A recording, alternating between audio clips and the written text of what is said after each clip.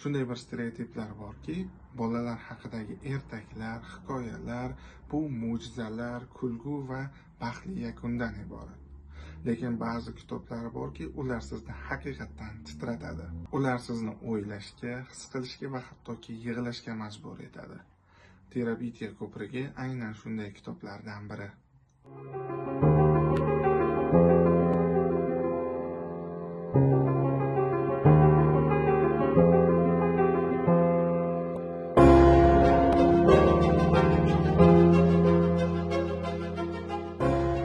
Men birinchi marta bu kitobni o'zini o'qimaganman, lekin bu asar asosida yaratilgan filmni tomosha qilganman. Menimcha, men tengi avlodning deyarli barchasi bu asar asosida yaratilgan filmni tomosha qilgan. Faqat o'zimiz biladigan bir joy topishimiz kerak. Masalan, ertaklardagi qirolliklarga o'xshagan. Men kino boshlanayotganda qanaqadir bir fantasy yoki fantastika tomosha qilaman deb o'ylaganman, chunki o'sha vaqtlarda Spiderwick Xronikasi deysizmi, Narnia deysizmi, Stuart Little deysizmi, Harry Potter filmlari deysizmi, yoki Jumanji yoki Yer markaziga sayohat kabi har xil turli filmlarni, bolalar uchun ishlangan filmlarni tomosha qilganman va Terabitiyaga sayohatni ham aynan shu filmlar qatorida deb o'ylaganman, lekin adashganman. Bu kino nafaqat ulardan ajralib turgan va kinoni ko'rish davomida bir dahshatli fojiani guvohi bo'lganman. Terabitiya ko'prigi asari Ketrin Patterson tomonidan 1977-yilda yozilgan va nashr etilishi bilanoq mashhurlikka erishgan. Kitobda ikkita bosh qahramon bor, Jess va Leslie ismli bolakaylar. Ular ikkalasi xayoliy Terabitiya degan mamlakatni o'z xayollarida kashf etishadi. Bu ularning boshpanasiga aylanadi. Hayotdagi qiyinchiliklardan, yolg'izlikdan va tushunmovchiliklardan pana bo'lish uchun aynan Terabitiyadan panoh topishadi. O'zi aslida menimcha yoshligimizda har birimizning o'z terabitiyamiz mavjud bo'lgan. Kitobdagi asosiy mavzu yo'qotish va ulg'ayish hisoblanadi.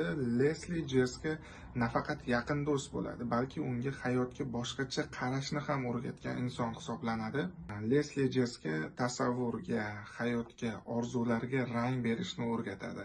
Shuningdek, kitobni o'qish mobaynida bolalikdagi ruhiy zarbalar, insonni bolaligidagi o'zi bilan bo'lgan kurashlar haqida ham juda ham katta ma'lumotlarni olishimiz mumkin bo'ladi. Bolakay Jessning oilasi tipik oilalardan bo'ladi. U doimiy bosim ostida yashaydi. Lesliening oilasi esa nisbatan erkin, farovon hayot kechiradi. Ikkita turli xil oilada o'sayotgan bolani birlashtirib turadigan bitta jihat bo'ladi. Bu esa yolg'izlik. Aynan shu tufayli terabitiya yaraladi. Bu sehrli mamlakat real hayotdagi muammolarni unutish uchun eng zo'r vosita hisoblangan. Aslida bola o'zini xavfsiz qilmagan paytda xayol dunyosiga sho'ng'iydi. Mana shu xayol dunyosi unga vaqtincha taskin beradi. Lekin baribir kun kelib haqiqat bilan to'qnashishga ham to'g'ri keladi. 2007-yilda aynan shu kitob asosida film suratga olinadi.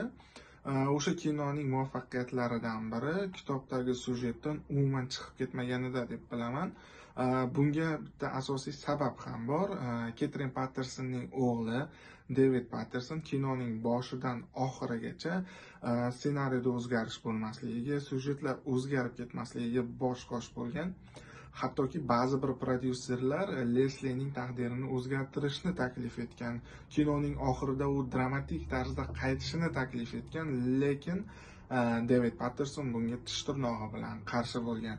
Balki shu sabab kino millionlab qalblarni zabt etgandir.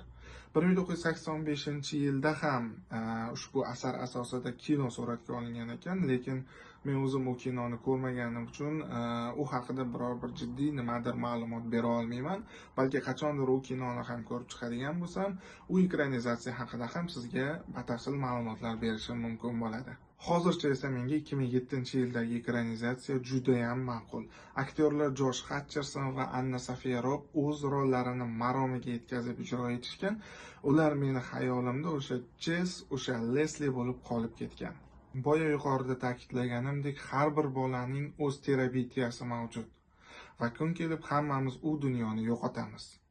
Bu kitob esa o'sha dunyoni yana bir bor yodga solish uchun yozilgan.